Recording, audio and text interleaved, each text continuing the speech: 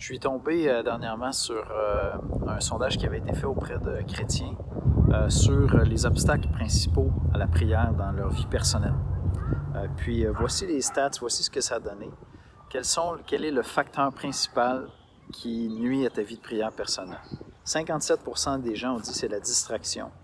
15% ont confessé, quelle honnêteté, peut-être qu'il y en a plus en réalité, qu'ils étaient assez indifférents à la prière. 15% qu'ils étaient trop occupés pour prier, et puis 13% qui ne savaient pas quoi dire dans la prière. Donc, il manquait de mots pour prier. Donc, c'est un sondage qui a été fait avec une maison d'édition chrétienne que j'aime bien. Et puis, voici le résultat. Donc, 57 distractions. Je vais me concentrer sur celui-là. La distraction dans la prière a définitivement été pendant très longtemps le plus gros obstacle pour moi dans ma vie de prière. Je ne parle pas nécessairement de prier 1 heure, 45 minutes, 30 minutes nécessairement.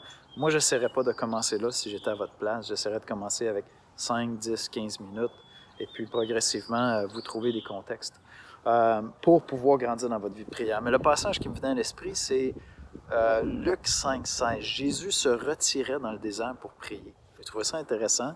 Est-ce que Jésus avait un petit TDA puis il avait besoin d'aller au désert pour prier? Je ne penserais pas. On n'a pas d'indice biblique de ça. Mais ce que je sais, c'est qu'il pouvait vraiment être dérangé. Et il voulait du temps de qualité avec son père pour parler avec lui. Alors, moi, ce que je veux vous inviter à faire, c'est de réfléchir au fait que le contexte, l'endroit où vous priez, le moment où vous priez, est vraiment crucial pour la prière. Si vous êtes comme moi et que la distraction est le phénomène ou l'élément le plus important à la prière. Et puis là, il y a toutes sortes de facteurs à considérer. J'en ai déjà parlé un petit peu par le passé, mais je voulais y revenir parce que j'ai été frappé par cette statistique-là. Il y a des gens qui ont besoin d'écrire pour se concentrer dans la prière. Il y a des gens qui ont besoin d'un silence absolu pour prier.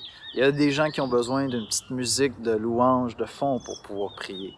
C'est pas grave, là. Soyez pas des puristes puis vous dites « Ouais, mais Jésus, tu sais, il n'y avait pas de musique comme ça dans ses oreilles quand il pouvait prier. » Regardez, on vit à notre époque. Ne soyons pas trop puristes. Commençons par faire l'essentiel, prier, puis après ça, vous déciderez si vous voulez apprendre à jouer de la harpe pour accompagner vos moments de prière ou non.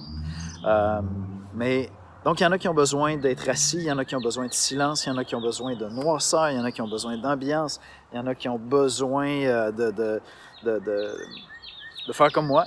Moi, je vais marcher. Ça a été vraiment mon déclencheur extraordinaire. Je vais marcher, puis si je peux avoir des arbres autour de moi, j'ai l'impression d'être plus près de Dieu. C'est complètement dans ma tête, parce que Dieu est partout. Je serais entre 4 murs de béton, puis Dieu serait aussi présent, mais je me sens connecté avec sa nature. Alors, choisissez votre endroit, déterminez si vous devez être en mouvement ou immobile, déterminez si ça prend du silence ou un peu de bruit autour, déterminez si vous faites ça en verbalisant vos prières ou vous le faites en silence, déterminez si vous le faites simplement intérieurement ou vous l'écrivez. Puis vous avez déjà beaucoup d'éléments pour éliminer les distractions puis trouver le facteur de concentration qui va vous aider à prier. Moi, je pars pour maintenant 1 heure. Je m'en vais marcher et j'ai tellement du bon temps avec mon Dieu. Vraiment, à lui soit la gloire parce que je me suis battu avec ça pendant des années.